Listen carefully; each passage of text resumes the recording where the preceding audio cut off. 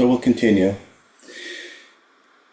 Anyway, so he walks into the train station and there's all of this noise, all of this sound, all of the smells, all of the people, all of the activity.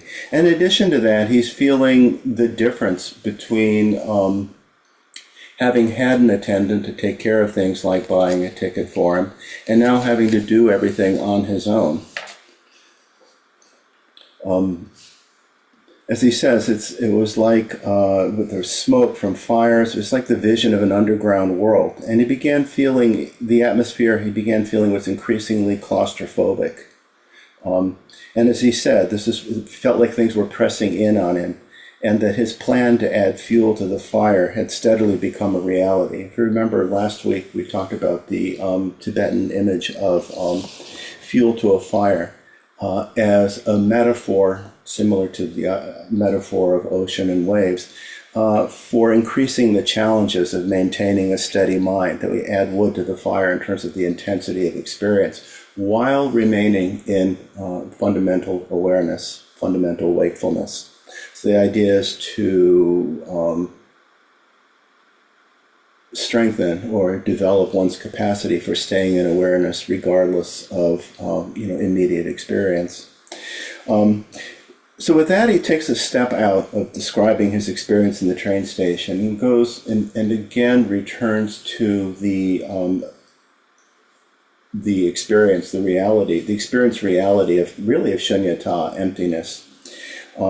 As he says, by habit, we perceive ourselves and the world around us as solid, real, and enduring.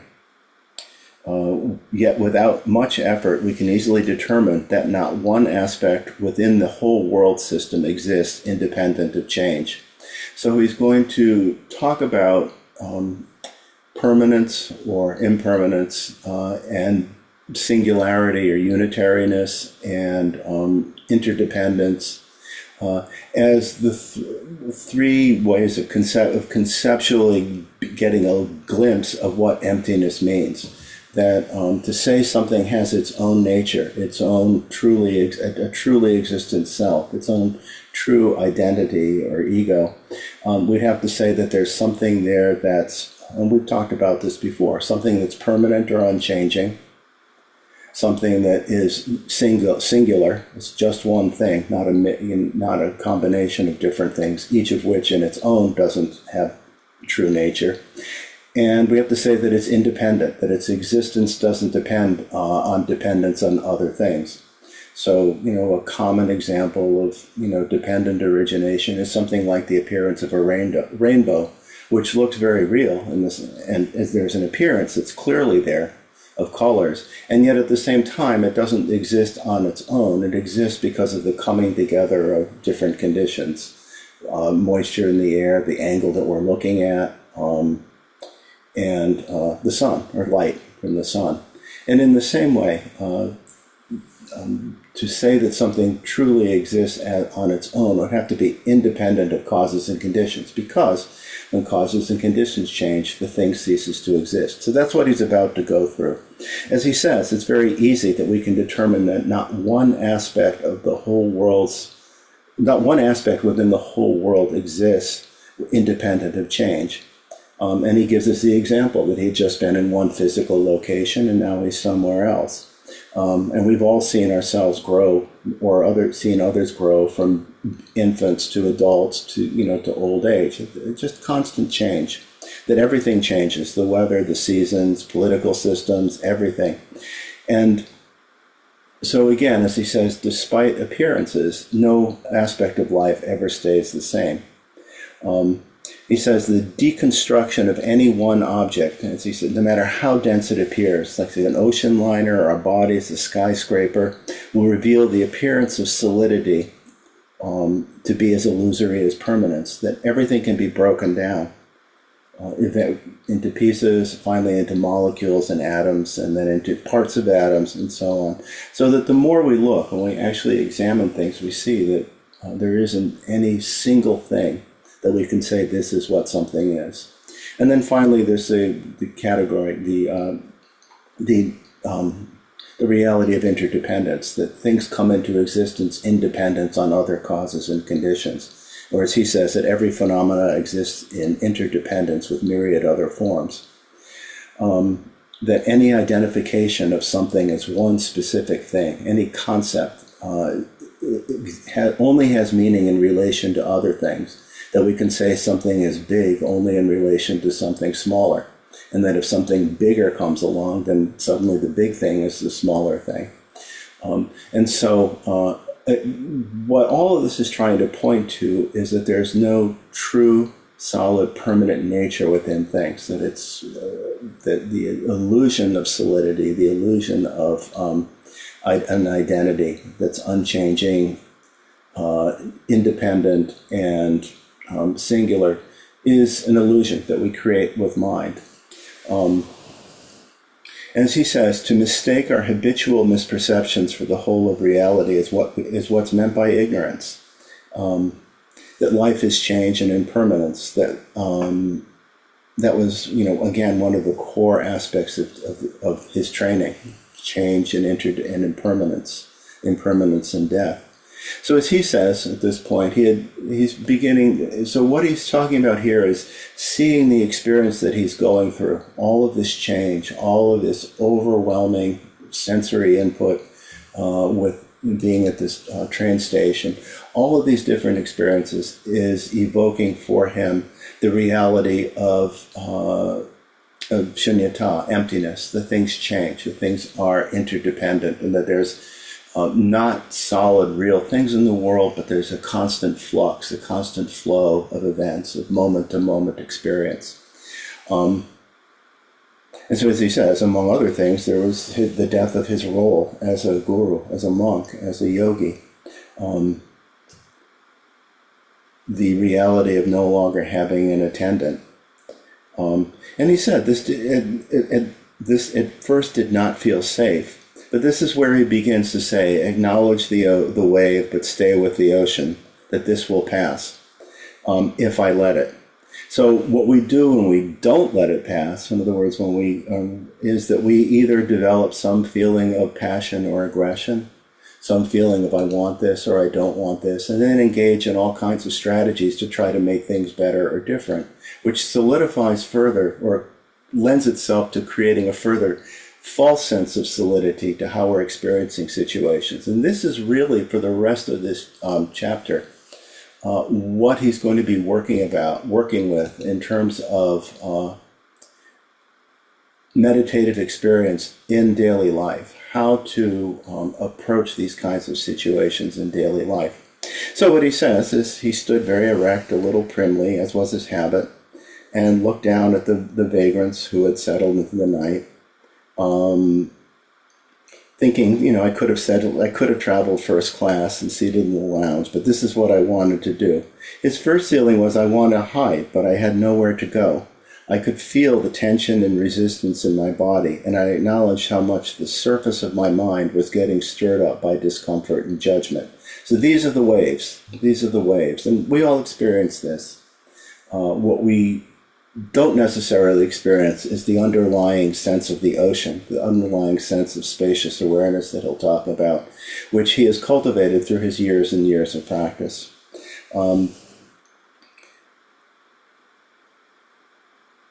So as he says, he was acknowledged how much the surface of his mind was getting stirred up by discomfort and judgment. At the same time, he also had a sense of the stability cultivated by a lifetime of practice, and this was also present. So even though there's all this turmoil, what he's talking about is having developed the capacity for remaining in awareness, seeing this experience, feeling this experience, but not being swept away by the experience. It's similar to, in the Shambhala language, holding one seat, like riding a very energetic horse, where you feel the movement, you feel the intensity, but you're able to stay where you are, not lose. So this again just points to the importance of his earlier practice, because that's what's coming through here. That he's able to, rather than getting swept away by all of these feelings, all of the sense of claustrophobia, the sense of being overwhelmed, the sense of aloneness, he's able to recognize these feelings as they come across his mind like waves, but at the same time is able to stay with this steady awareness, the sense of stability cultivated by a lifetime of practice. This is exactly what he said in the chapter we read last week, that he said he knew something of the need to nourish the steady awareness of Buddha mind.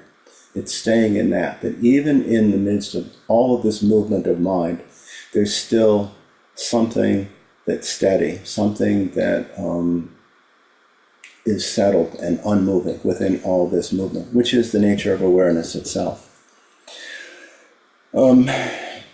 Anyway, and then he begins talking about some of the various thoughts and experiences as he's sitting in the train station or waiting in the train station for his train to arrive. He's seeing all the beggars. He says that he was realizing that in leaving and taking only a little bit of money with him, he would be begging.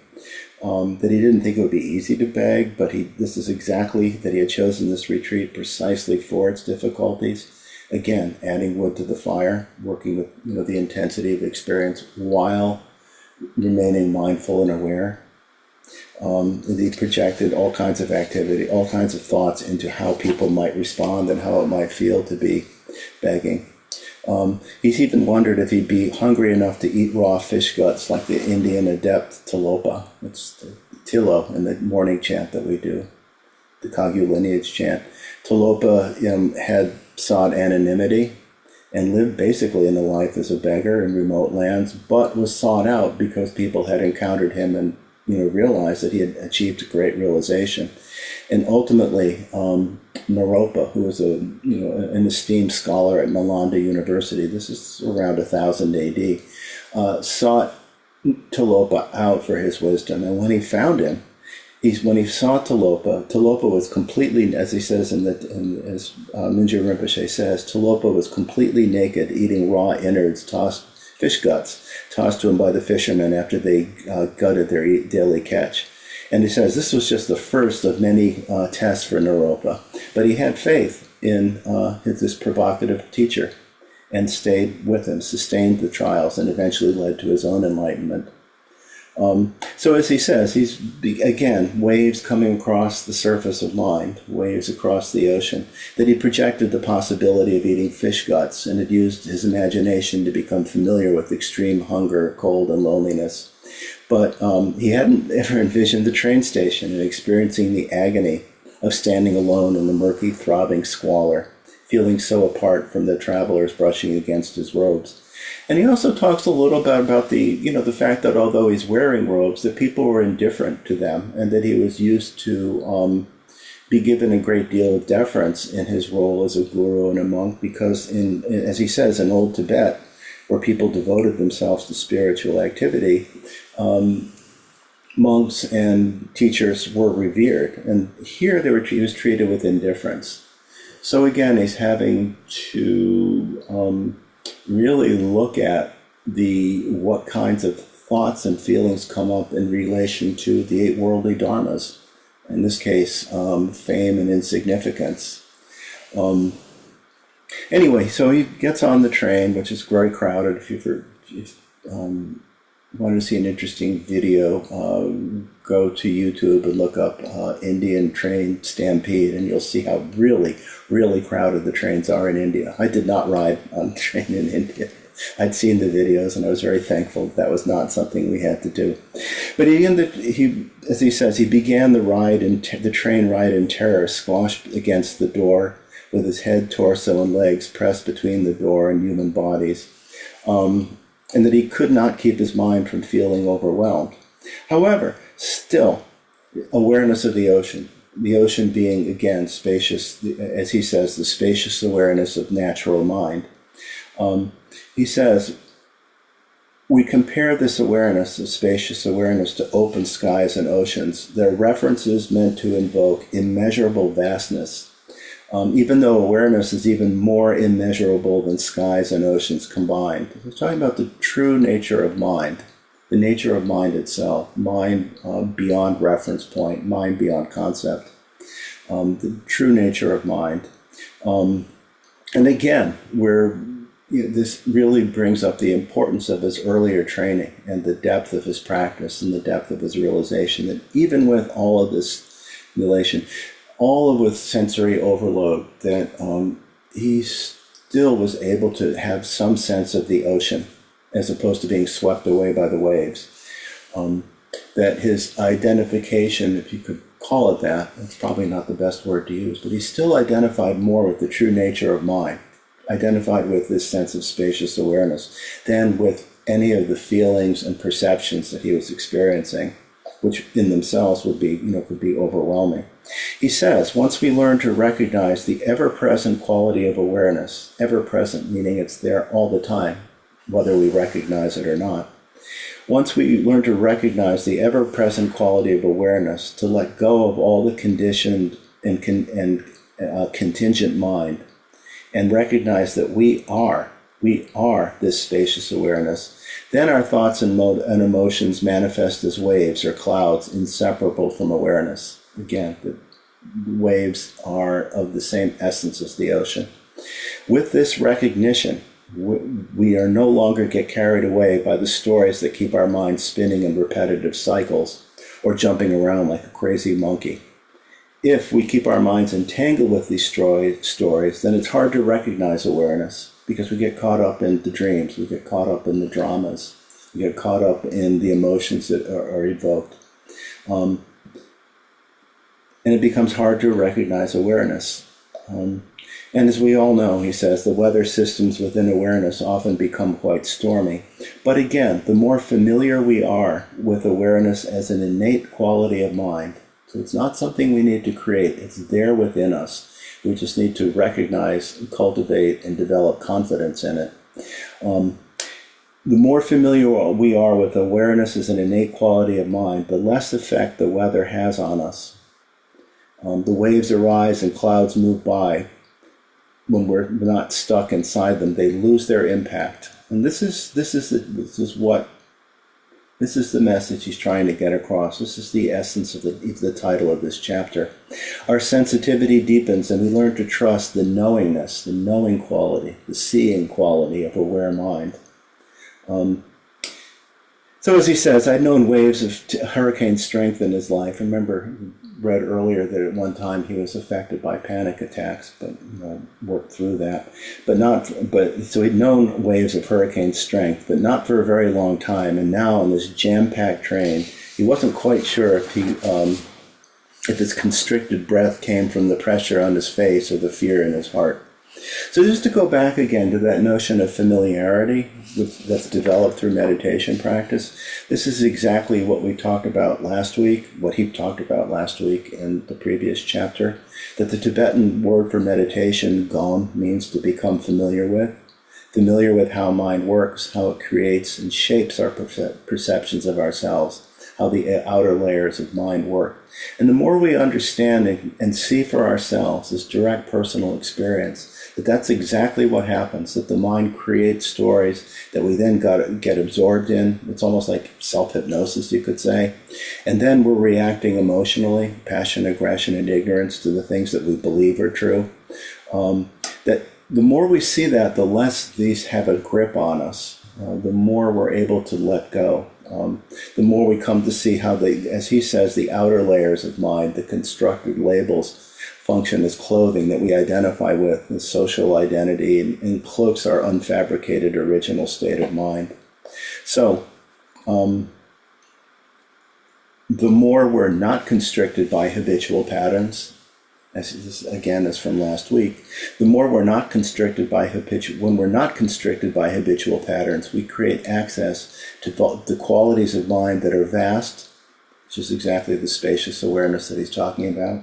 The fact that awareness, when we relax, is completely open and boundless, not contingent on circumstances, that ultimately awareness is already there, that it doesn't depend on anything else to create it. It's simply a question of whether we recognize it or not and can rest within it, relax within it, and that it's always present, that it's always there, it's always available to us.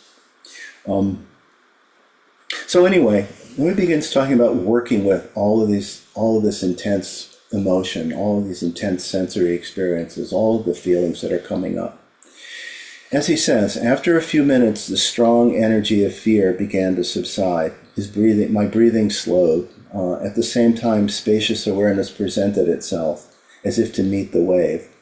And he says, sometimes this happens, that sometimes the very intensity of experience can wake us up because we're energized, that sometimes it's more easy actually to recognize awareness within intensity. But not always. Sometimes we're swept away too. But the energy is there if we're able to ride it instead of having it ride us. And he says, what I had to do, and this is I think one of the key instructions here, what I had to do, let it be. There is no point in trying to run away. The wave was there. Though as he said, I would have preferred to be somewhere else. I could now just acknowledge that and stay with the situation. The spacious awareness itself and the unpleasant sensations that he was experiencing. So again, I think this is instruction for us about how we might, if not on a crowded Indian railway train, within our meditation practice, how we might be able to just simply sit and let ourselves be and let what we experience be without giving in to reactive, habitual ways of trying to manipulate, control, or change our experience. That we develop this, cultivate this in meditation practice. Not that we get to the point of any kind of extreme. Again, as with any meditation instruction, not too tight, not too loose. But that in fact we can just simply sit with our experience, whatever that might be, and just see what happens. In Mahamudra meditation, it talks about thoughts becoming self-liberated. The thoughts eventually let go. As Saraha says, when the mind that's twisted into knots is relaxed, it's free. There's no doubt. In any case, as he says, when we stay with a reality vaster than the skies, the destructive impact of our wild and disturbed reactions automatically diminishes. But the waves or clouds don't disappear. They dissolve and rise again. So he's going on, that with each stop of the train, people pushed their way off, more people boarded. He was able to finally sit on the floor, although, again, this is letting go of something tied to his previous role, that in Tibet it would be taboo for tulkus to sit on the floor. But again, he decides, I'm going to stick with my intention. He realizes that to stick with his intention of doing this wandering retreat, he was going to have to let go of a lot of customs. As he says, I was keenly aware of his discomfort with this new environment, but he had to remind himself, I arranged this. I reminded myself to travel with people who are deemed unimportant in the world. And then he begins looking at his experience, looking at the mind that is experiencing these distressing thoughts, these disturbing thoughts. Who's experiencing this discomfort? The esteemed Rinpoche, the privileged abbot, the fixed mind holding these revered titles in place. And then he begins talking as well about, so all of this is working with the inner aspect of mind, you could say. Now he begins talking about his perceptions of the world around him. And this is where some of what he talked about earlier about emptiness, the lack of true, solid, unchanging nature to things really comes in. He says, my eyes were not in neutral gear. They were not just seeing resting on objects. Instead, figures around me were becoming alien creatures, others, those over there. Their dirty clothes obscured my heart. Their body odor was repellent, even though he realized he probably didn't smell so great himself. And once again, his body was in one place, his mind was another. That one was wrapped in this monk's persona, but his experiences were shaped by judgments of the most ordinary kind. As he says, it was like a dream. And that, again, is another instruction, to see to realize the dreamlike nature of phenomena, basically. That whatever we experience ultimately is like what we experience in a dream. That it is a creation of mind, or it's an expression of mind. And this also ultimately has the nature of the ocean. As he says, it was my dream after all, and it was the dream I had chosen. I don't have to like the dream. But again, the instruction is simple. Just It's simple but not easy to do. Just let it be. Don't get stuck in it. Let it take care of itself. So again, even with his perceptions, he's still just letting things be as they are without giving into the habitual impulse to try to change, judge, analyze in a negative way. He said he didn't immediately feel a connection with these people, that he had to look back on his training for developing compassion, and went through some of the thoughts that, contemplations that we would do to develop compassion, knowing that everybody wants happiness, that no one wants suffering, and that this is the great equality of all beings, that no one wants suffering, that everyone wants happiness. That these people have known joy and distress. It's similar, just like me. And this is quite similar to Pema Chodron's just like me practice in terms of developing compassion. That these people too have loved ones. These too have known fear and kindness. They too will die just as I will. And as he says, he repeated these reminders to himself with genuine sincerity. And then aversion resurfaced, and then he worked with it again.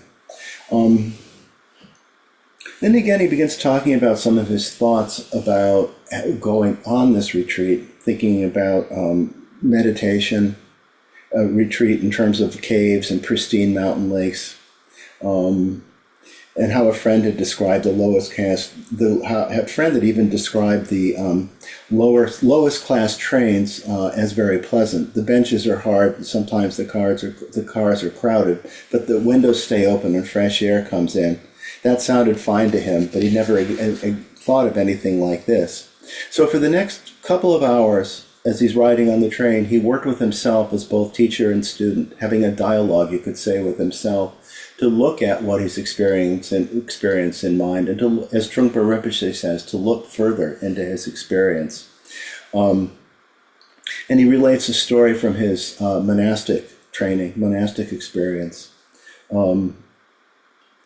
As he says, it was as if I were back in monastery kindergarten. Where did this aversion come from? How did it arise? Did it come from my mind, my body, or the outside world? So again, this begins by resting in this spacious, steady awareness, letting not letting his mind run wild, but just letting things be just as they are, just seeing without engaging, without either being swept away or trying to stop or manipulate his experience. And now he's looking at his experience, which is, he's looking at, where does this come from? How did this come about? How did this arise? Where did these opinions, where did these aversions come from? He realized, again, with his growing awareness, my breathing was more shallow than usual, so he intentionally slowed and deepened his breath. Again, just slowing down, recognizing what's in his mind, working with mind to allow himself to settle directly into his experience. He began to understand that he had to turn his attention to the judging mind itself. And then he asked himself questions. Are these reactions true? Are my assumptions correct? Where did they come from? So he's looking at his experience to begin to allow himself to let go further. In some ways, what he's about to describe is really what he has been describing, and what he's about to describe is very much a description of the four foundations of mindfulness: mindfulness of body and mindfulness of feeling, or mindfulness of sensation. Although he's also already talked about mindfulness of mind in terms of recognizing what's in his mind, and mindfulness of dharmas, mindfulness of the world around him, which are ultimately an expression of mind, but particularly mindfulness of body, and even more so particularly mindfulness of feelings, or mindfulness of sensations. And he recollects for us that when he was 13, his tutor, Salje Rinpoche, asked him to identify pleasant and unpleasant sensations in his body. So mindfulness of body, mindfulness of feeling. He said he kept trying to use concepts to bring about feelings, like thinking about chocolate creates pleasant sensations. But these were just ordinary, as he says, with no surprise value. Again, Salje Rinpoche told him, you don't need to think, just feel. Feel what's in your body. And he said he couldn't couldn't do this and asked what to do. Should I bite my tongue or dig my, try to create some kind of sensation? And again, Salje Rinpoche says, no, you don't need to create sensation. Just as you are now, feel what is pleasant and what is unpleasant. And he says he couldn't get it. So then Salje Rinpoche gives them a lesson. He says, I have good news. Tomorrow classes are canceled. We have time off and we can go on a picnic. What should we do? And he says he loves the idea of picnic. And with this, all kinds of pleasant sensations, happy sensations arose. Are you happy? Salje Rinpoche said, yes. How does it feel in your body? So again, mindfulness of sensation, mindfulness of body. He says, my heart feels open and happy, and this feeling is radiating like the sun and spreading into my limbs. That's a pleasant sensation. And he's thinking, wow, I really got it. And as he says, just again, stepping away from the story for a moment,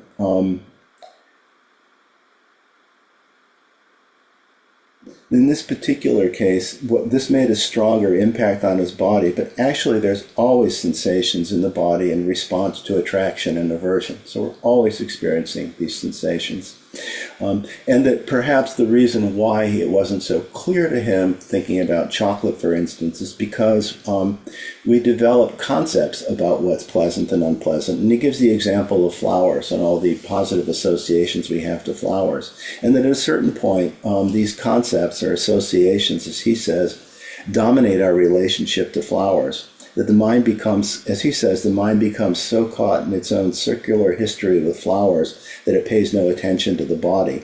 And yet when we pay close attention to the body, we find that sensation is always there. It's always present, no matter how subtly. So, but as he says, when he started working with sensations, he needed exaggerated triggers. So the next thing that Salje Rinpoche said is, actually, we can't go. I was just kidding. And he says, my lips stuck out in a point, and I suddenly felt heavy and sad. And he said, tell me now, what is the sensation in your body? And he said, my heart feels closed and tight. My jaw is clenched, and this unpleasant sensation of tightness is spreading throughout my body. And then he started laughing. There was a letting go altogether of both being caught up in either both pleasant and unpleasant sensations. I finally knew sensation without thinking. That sitting on and so now it brings back to this training of working with noticing sensation and not getting swept away by them, just letting them, not trying to push them away, but also not getting swept away by them. Again, waves on the surface of the ocean. Sitting on the train floor, I could see that I need to re-examine this lesson, because I had imagined this train ride, but I had not felt it until now.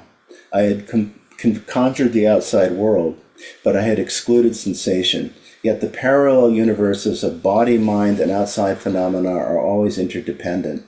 Sensation is the link between object and mind, and part of mind training is becoming aware. Again, this is deepening awareness. Becoming aware of all the subtler sensations, connecting the mind with them and seeing how they influence us. So again, it's letting them be, but being aware of what they are. We try to develop a feeling of, I don't like all being tied up in sensation. That's just more of the same thing. The idea is the first step is recognizing what's in our mind, and then, as he says, just letting it be, being aware of it without trying to change it, and just seeing what happens. And then maybe then looking at the mind that is experiencing it. Where does that come from? Where do these sensations come from? As he says, then we can get some distance in our reactivity, and this leads to liberation. Without this awareness, we can get completely lost in the outer world. So he ends with, again, some thoughts about just what he's working with, what he's trying to do in this experience on the train. Do we run away from these unpleasant feelings? Do not manipulate them into pleasant feelings. Stay with what is. Stay with whatever arises. And he says, I was trying, but the newness of everything all at once, like that movie, Everything Everywhere All at Once, and especially the shock of being alone kept knocking me back. But as he says, he continues to try to just rest in present awareness and to see his thoughts, his sense perceptions, Again, like waves on the surface of the ocean. Or as he says, pretend you're an old man watching children play. It's a metaphor that we've sometimes used as well. He said, just watch, delighted, even though you know that the obstacles, the heartbreaks, the sorrows, the jolts, you know these things. Now is your time to stand at the edge and watch the water flow by. Just watch without getting caught in the current. So with that concludes the chapter. That concludes his instruction of how we might work with our minds. As I say, he developed this capacity through formal meditation practice and formal training. But here we see how it can be brought out into the world, how we might be able to ourselves develop this capacity and develop this ability to practice meditation in activity. So with that, end the chapter, and I'll turn it over to John.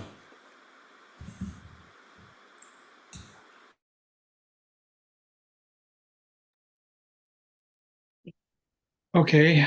Hi, Michael, and hi, everybody.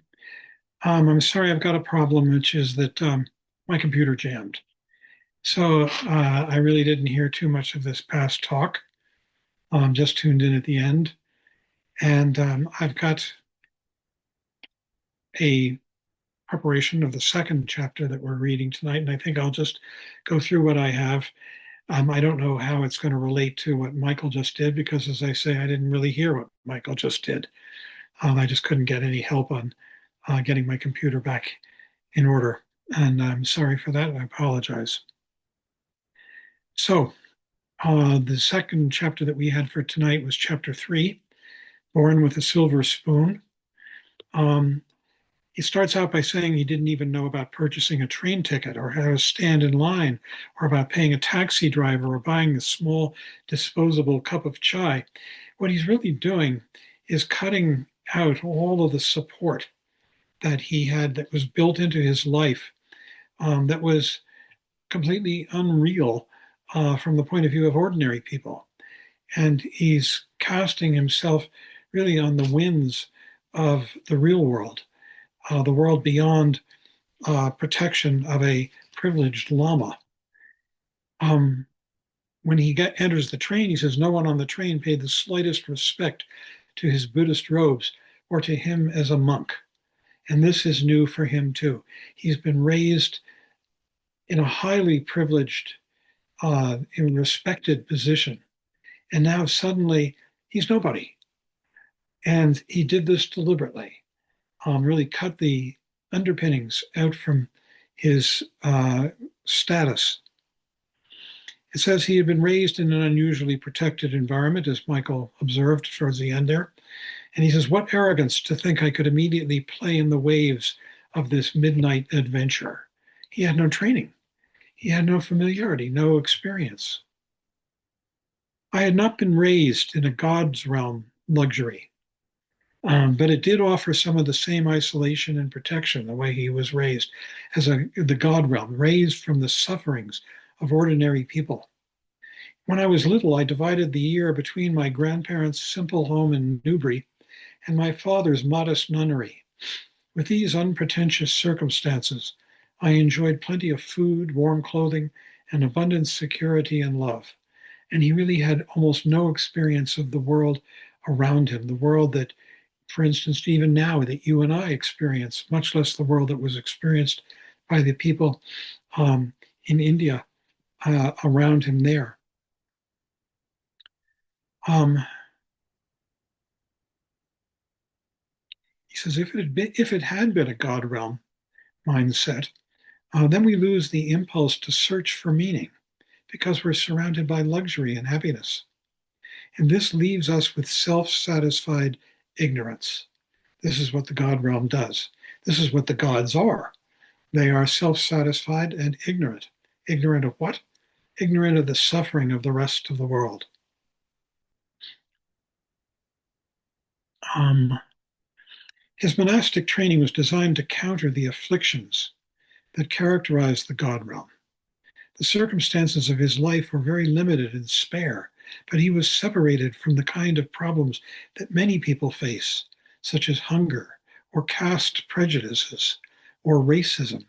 He didn't have any of that. He had a very privileged protected environment.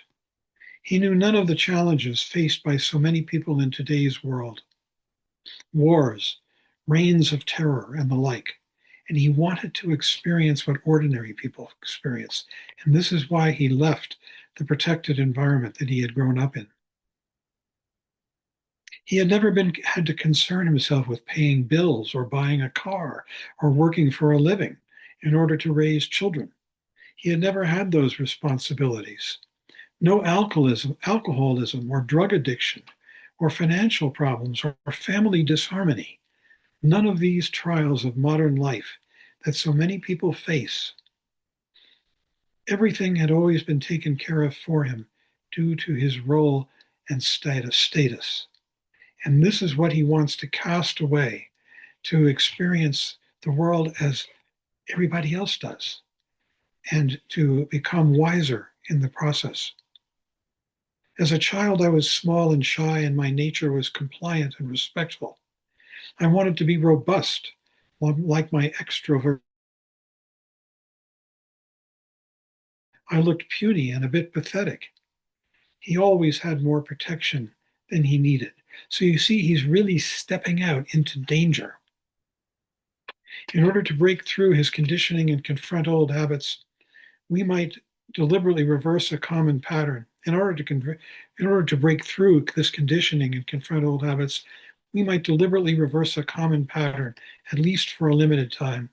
And he says, anything that interferes with mindless repetition can function as a wake-up call and an antidote to automated mindless behavior and habitual fixations. So he wants to wake himself up from this protected state of mind and environment that he had inhabited all his life. In terms of lifestyle, wandering retreat for me was a very big stretch. No doubt about it, he says. But that's what he set out on, a wandering retreat with no support or little, if any. But because I had gained a degree of confidence in working with my mind and had overcome the severe panic attacks of my childhood, I had left Tergar with confidence in my capacity to overcome obstacles. That's how I ended up on this train, all alone, in the middle of the night. And you can imagine each one of us, if we were to wind up on this train in the middle of the night, this strange train, wondering where we were going and what was going to happen, how frightening it might be for even for us who are so much more familiar with the modern world, much less for someone like him. He says Naropa must have left his monastery with confidence. I feel sure of it. I wonder if he started out with any money. And he's talking about the great scholar Naropa, who was one of four heads of his monastery university, and who encountered Tilopa, who advised him to do just what uh, is being described here. And he did. He left the protected environment and wandered out in search of his guru, Tilopa. And it took him years to find him. Naropa was a renowned scholar. I wonder if he took classic texts with him. I wonder if being alone was difficult for him. I wonder where he spent his first nights. And like him, he was not in first class on the train by choice. The people around him were not, and were probably have preferred it. Unlike many who have suffered, Mingyur's life was undisturbed by depression or misfortune. My life had been exceptionally wonderful, and now he's really cutting loose all supports and wandering.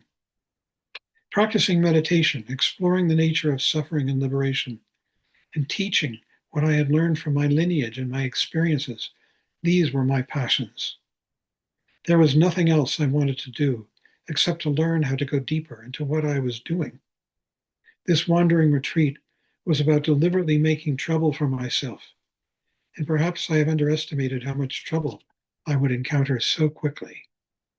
Can you imagine if you, as a child or as a young person, had cut loose from all of your supports, your parents, your social life, your background, your schooling, and started wandering the world?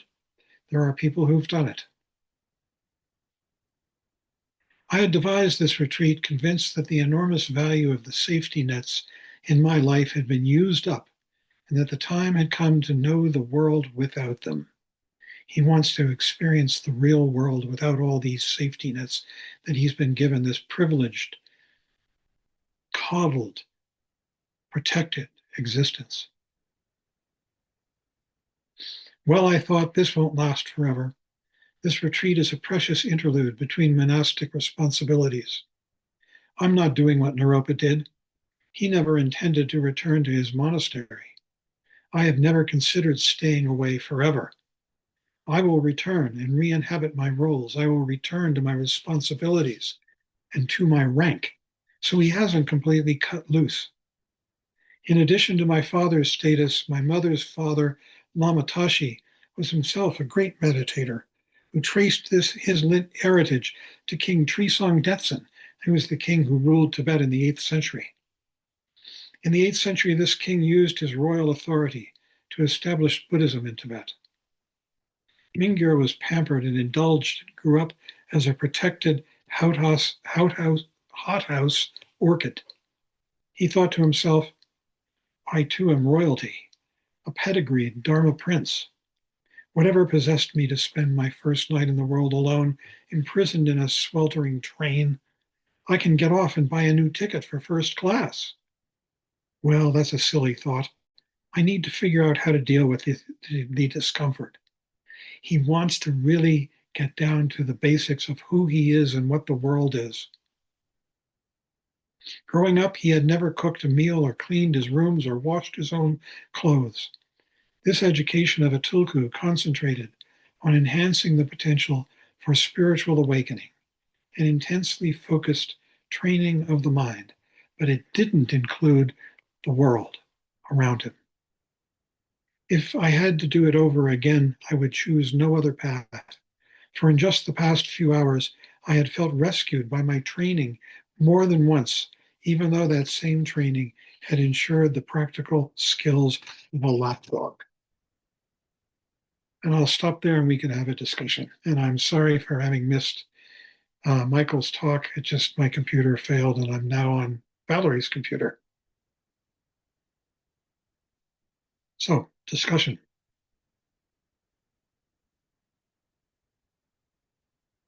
I mean, to consider this, what if you suddenly left your home, your family, your friends, all the financial supports, and became a beggar and started wandering the world, encountering whatever adventures presented themselves and difficulties, whatever difficulties and trials and dangers?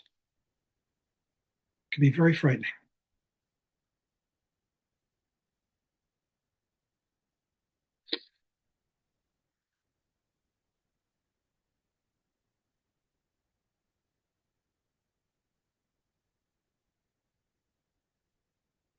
Steve, Uh, can you elaborate on why um they would take a tulku and essentially like put him in a god realm? Because without, encountering the world, it just seems a little like that's not what you would want your teacher to be, like aloof and out of touch. You'd want them to be like maybe experience it, but then it just seems like there's always a theme of the teacher having to go off on their own. I don't know if you could explain maybe like why are the Tokos so pampered, maybe is my question. Do you have any idea? because they valued the spiritual teachings that he was supposed to be communicating very, very, very much. These are the teachings of enlightenment itself. And they didn't really realize, the people around him, that these teachings were having to do in part, a large part, with dealing with the suffering of the world, the true, real suffering that is encountered every day. And so they really just focused on getting these teachings from him. And he had been given these teachings all his life. Would you have anything to add, Michael? Yeah, I think the Tulku's training is quite challenging. I remember Trungpa Rinpoche describing it as like being squeezed through iron tubes, and that's one I remember describing it that way. And I think the idea is to again to develop such confidence and such a thorough experience of the true nature of mind, this spacious awareness, the awake quality of mind, that it becomes unshakable, vajra, it becomes indestructible. And in fact, it already is that way, but again, it comes down to recognition. So I think that the idea of the Toku's training is they have tremendous potential to be able to realize that, and that the intensity of the training is meant to fully bring that out. It's similar in some ways to what we do when we sit for however long we sit, for a half hour, an hour, however long we choose to do our meditation, however long we're able to. That at least in that period of time, as it says, renunciation is the foot of meditation. But at least that period of time, we let go of worldly pursuits, because without this training, it's too easy to become overwhelmed and caught up in distraction. So, in a sense, when we practice, we're doing something like, Hmm. and for a very short period of time, what a Tulku's training is like. Beyond that, I think a lot of it's cultural, and I think it's he made the choice to fully live up to the meaning of what he'd been taught by doing this wandering retreat and letting everything go. And he didn't. It's in terms of where he was in his life, he was quite well recognized at that time as a teacher. He had a worldwide audience, so it was a gutsy thing to do, no question about it. But I think the purpose of the training again is to fully bring out the potential that's there in all of us, but is particularly I don't know if the best word, accessible. It's probably not the best word. Potentially there with a Tulku who's had some kind of realization already in a previous life. John, would you agree? I would. Okay. I also have a question, Michael. Has this been recorded? Yes, I'm recording it. Of course, we'll Okay. see what happens next with that, but so far it's recording, yes. Thank you. Yeah, I would agree completely. And Great question. it is a great question. He's really trying to cut loose from all supports and to be completely alone and on his own. Yeah. Time video. Yeah, it just seems to be a theme, and like the Buddha had to do this, Talopa had to do this. Now he's doing this. It's like there's always this. I gotta get out of here. It's too luxurious.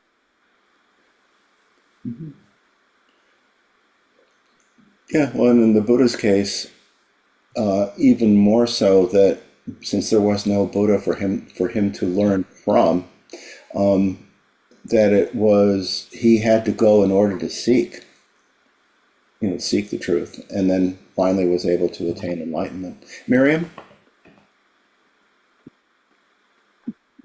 Yes, thank you for the teaching. About that, letting go of one's identity, which I think this retreat was necessary to let go of your identity as Tulku, as protected human being who's revered. I mean, it's it's one thing to intellectually to let that go while you're meditating, but to live it in real life, to let go of one's role in life, all the things that we identify with as a person that have become me. I mean, it's so difficult to imagine being without, and never mind the discomfort. um I don't know that you have to yes, the discomfort is provokes, sort of y- getting back into the ocean, so to speak. But I was wondering, walking today, who could I be something other than my professional role, my role as a mother, my sense of what I try to do every day. Do you know what I mean? Like it's just I think it must be, I just can't imagine being without it, that ego death. Well, again, that's why we practice in sitting meditation, letting go of other preoccupations for at least a little while and just learning to just recognize awareness. And what I'm saying is he went into this retreat with in one sense, he's just talking about how unprepared he was, not knowing how to buy a ticket, not being really knowing what to expect on the train, all of those things. But in another sense, he was really well prepared by all of the training that he'd had beforehand. And that's why he was able to not get caught up in all of these. He was able to recognize these are the feelings that are coming up, these are the perceptions that I'm having. But he was also able to see through them, or to at least be with them without getting carried away by them. As just to see them as waves, but not lose sight of the ocean, or the metaphor of like an old person watching children play. Just, these are just things that happen in mind and they come and go. Not that he didn't feel them. It's not, it's not an unfeeling state, but there's always this sense, because of his practice and because of the training, whatever other problems his training might have created, he's able to stay in, pristine, spacious awareness, even as he's having all these experiences. And I think we have glimpses of this in our meditation practice. Sometimes we just see thoughts as thoughts, and we realize, oh, there I go again. So we have moments just like this, but we haven't become so familiarized and developed the depth of confidence and diligence that, he has, both because of his training and because of, his karma, or lack of karma, whatever it might be. But it's giving us a sense at least of what's possible. I guess that's what I'd say. And I know that I personally, and I know that other people here who I've spoken to, have the fantasy of what it would be like to leave my protected environment and my protected background and my financial support and to wander the world as a beggar. In the United States, that would be really wild. But it's certainly something that I've contemplated, and I'll bet many people here have as well. What would it be like to cut loose from all of the things that you have been given, that we have been given, and to wander this world and to see if we could make a connection with people we encounter and derive support from them? I'm not advocating this, but I'm just saying it certainly has occurred to me a lot.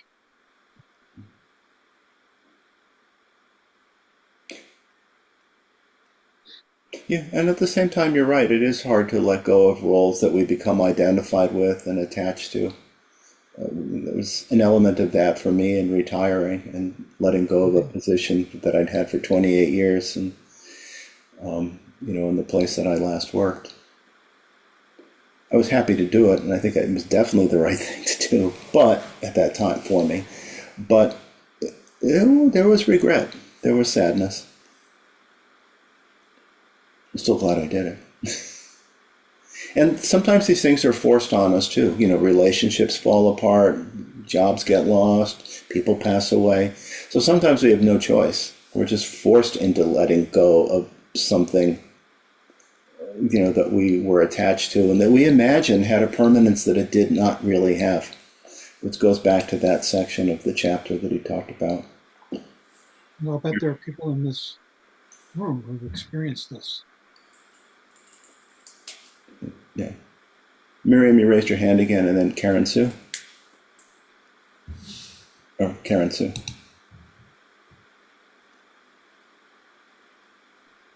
So I wonder if we achieve some of what you're talking about in terms of giving up everything when we go on a retreat. Well, we do for a period of time. We do. And it's kind of interesting how, on retreat, just as, he said in the previous chapter, I'll read the quote again. The Tibetan word for meditation, gom, means to become familiar with how mind works, how it creates and shapes our perceptions, and also familiar with our, that spacious awareness that's innate and always available to us, whether becoming familiar with all of that, so that we can see that. We see how a single thought can spin into an entire realm, an entire story, an entire, a well of feeling. And it begins with just a little thought. And then we realize we can let it go. Again, it's just a wave on the ocean. It's not the ocean itself. And it just feels like retreat is a very small period of time that allows us to let go of those trappings. I'll speak for myself. That I let go of my daily responsibilities as a wife and a dog owner, and the paying the bills and all these other things. For 3 days, I'm not responsible for or not doing any of those things, but I am with my mind in a very in a place where I can meditate and reflect. Yeah, well, that's exactly what, has historically been recommended. If you remember, we read Shanti Deva, he talked about going to the forests, and so that you were removed from all of the, all of the things that impinge on us in daily life, all of the different pressures and ideas and all the different things, so that we can settle enough to actually see what's in our mind, as opposed to being overwhelmed by all the external and internal traumas that we experience. In Tibet, they didn't have forests, so it had to be caves and mountains, but same idea. And then, as we all know, the trick is, once we come back to our responsibilities in our world, to hold on to that awareness that we may have gained during retreat. Well, it's remembering, yeah, staying with recognition. Right. Barry? It's occurring to me that I think that's what we're being called upon to do. I mean, as you were saying, in meditation. And I'm also recalling what Lama Chodam said to me once, which is, you must surrender your past. Which, if you do that, then that really is a very similar experience. And in our chants we say renunciation is the foot of meditation. I mean, I feel that we're being called upon to do that in a way. Mm-hmm. Yes. In many different ways all the time. What he's doing is kind of extreme, of course, really physically taking off, just like the Buddha did. But that's what came to my mind. Mm-hmm. And again, he's doing that on the basis of already having done a great deal of meditation and study. So he didn't, intensive meditation and study. So he didn't, it wouldn't be just like me throwing myself into that situation and I'd be, I don't know, panicked or terrified or who knows what. I might be able to remember once in a while, oh yeah. He's had a great deal of meditative experience. And as I said, he may not know how to buy a ticket, but he knew how to work with his mind.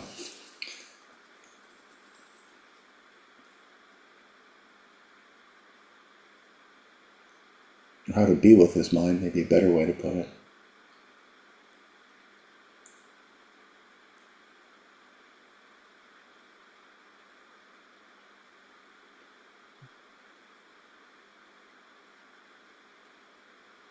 Karen Sue? But what I what I took away from these two chapters, many things, but that that maybe I should be putting my toe in the water for the things that I'm afraid of, fearful of, or have stopped doing for one reason or another, and that's stoking that fire of trying those things that may be a little scary or fearful, and that's a way of taking his examples and advice on not staying with the repetitive routine of my life, and thinking about taking that action, and sometimes in very small ways. It doesn't have to be a big way, but that those passages made me think about what is comfort in my life and what is routine in my life, and what routines could I change that would make me more aware of awareness. And when I have done those kinds of things in my life, it has made my life richer. Sometimes it's scary, but it's made my life richer, and I've become more aware. And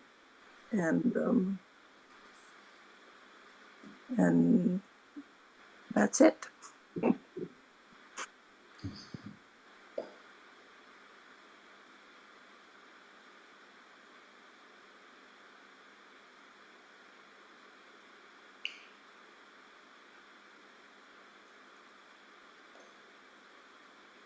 Tom? Hi. I think one thing that resonates for me in these chapters is that he is taking things in small steps, and he's not expecting himself to accomplish everything all at once. And to me, that's one of the huge lessons of these two chapters, that he recognizes that he's not succeeding at something, and that he understands that he's not doing this one thing right yet, but he understands it, and he's going to keep trying. And I like that sort of incremental success that he has for himself. I like that. I agree. Even the point where he realizes he's tense and he just deliberately slows his breathing. It's recognizing and just working with the situation as it is. I was drawn to the descriptions of working with sensations, mindfulness of feeling.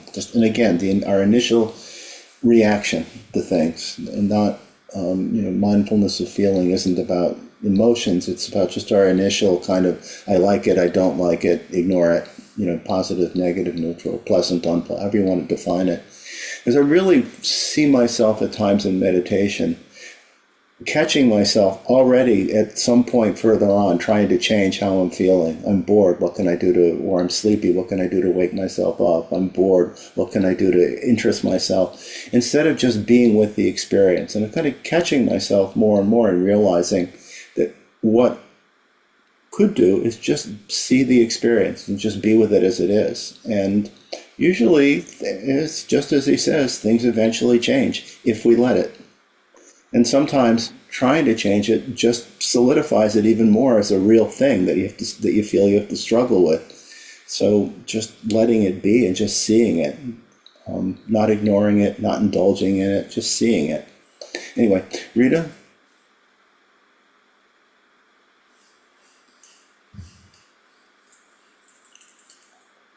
Yeah, sorry, thank you. I have half a dozen comments based on everything everyone else has said. Right now, I am really appreciating the teaching of, I guess I would break it down to simply trusting the process.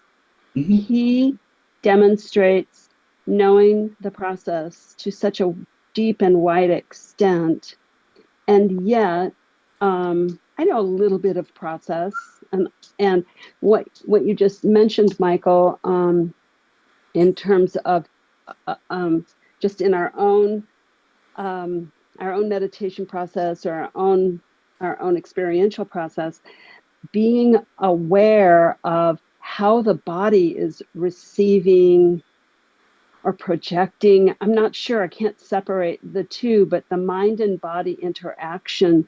And I've noticed since I've been reading this book that on lucky moments, I'm actually aware of my body, and I can have the presence of mind to attend to what is that message? What is that telling me? And how is it integrated with my mind and my attitude?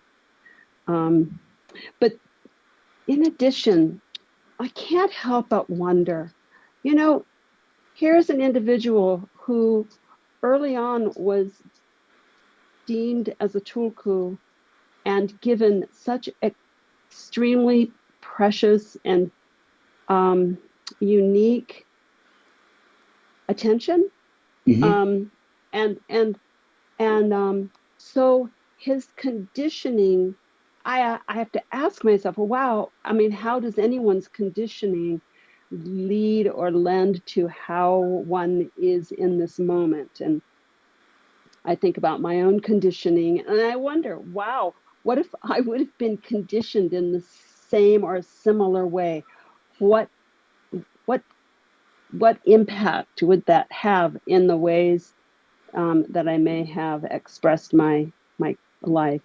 Not that it matters, because now is now and this is this. But it's just a question. I'm always curious about the impact of conditioning. So, well, thank you very much. Thank you. And I think, like, when I think that way, I realize things are more open than I usually think they are.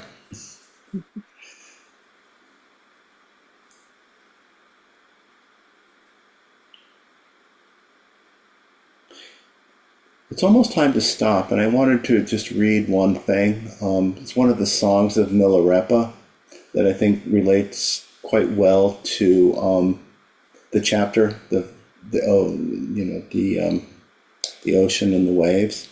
Because this is his instruction to a female student, Palderbom, who was one of Milarepa's students. And she says to Milarepa, "I can contemplate the sky, but clouds make me uneasy. Milarepa, tell me how to meditate on clouds." His response, "If the sky's as easy as you say, clouds are just the sky's play. Let your mind stay within the sky." Milarepa, "I can contemplate the sea, but waves make me uneasy. Milarepa, tell me how to meditate on waves." "If the sea's as easy as you say, waves are just the sea's play. Let your mind stay within the sea."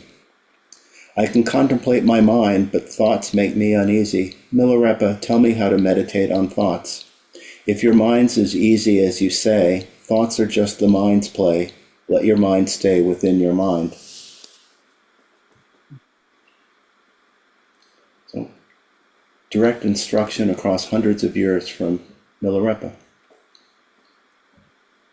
Anyway, so it's time for us to end, or just about. So we didn't do the offering before, so we can dedicate the offering now, and then dedicate the merit generated through our practice and study for the benefit of all sentient beings. So I will mute us all, just to be sure. And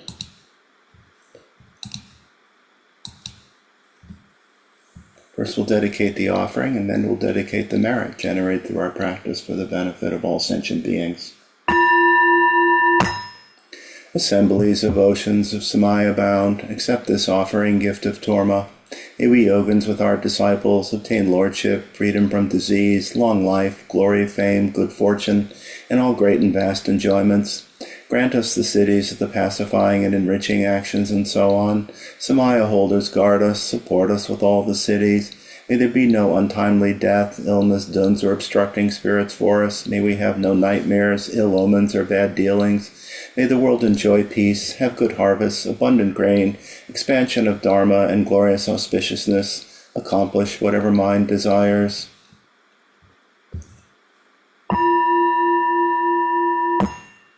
By this merit may all obtain omniscience, may it defeat the enemy, wrongdoing. From the stormy waves of birth, old age, sickness, and death, from the ocean of samsara, may I free all beings. By the confidence of the golden sun of the great east, may the lotus garden of the Rigden's wisdom bloom. May the dark ignorance of sentient beings be dispelled. May all beings enjoy profound, brilliant glory.